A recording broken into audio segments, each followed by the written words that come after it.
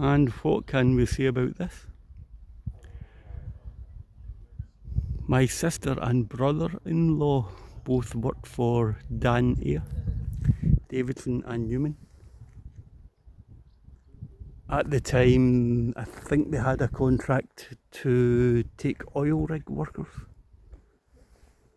to and from the Orkney Islands, where they would fly in helicopters to the oil rigs.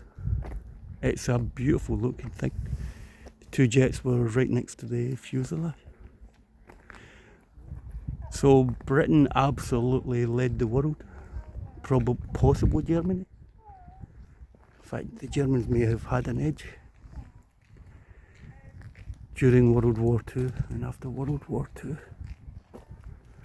And the Brits were the first to get a commercial airline in the sky in the form of the comet, the DeHaviland Comet. It was initially a great success. Then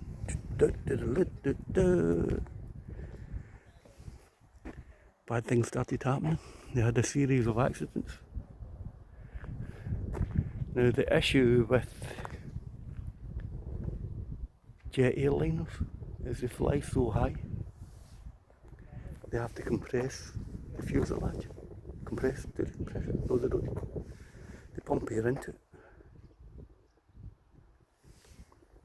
Because they fly so high in the atmosphere, they pump air into the fuselage so human beings can tolerate the environment. Then as it comes back down, the air pressure changes. So it's effectively like a balloon pushing and pulling in the outer skin. The initial comets had square windows. So it took them ages to work out what was going wrong with it. They had to ground them. I think, now I'm doing this from memory, however, I think what they did was put the fuselage into like a swimming pool, then repeatedly pressurised it, depressurised it, pressurised it and depressurised it. And what they found was the original square windows were developing fractures and cracks. Unfortunately for the British aviation industry, or fortunately for it, they had to release all their safety data. Now the Americans, who were also working in passenger jet airliners, got the data. They were working in the Boeing 707, which was bigger. This thing developed a bad reputation. However, there's always been a bit of me that thought post World War II, the Americans seen Europe as a potential rival for.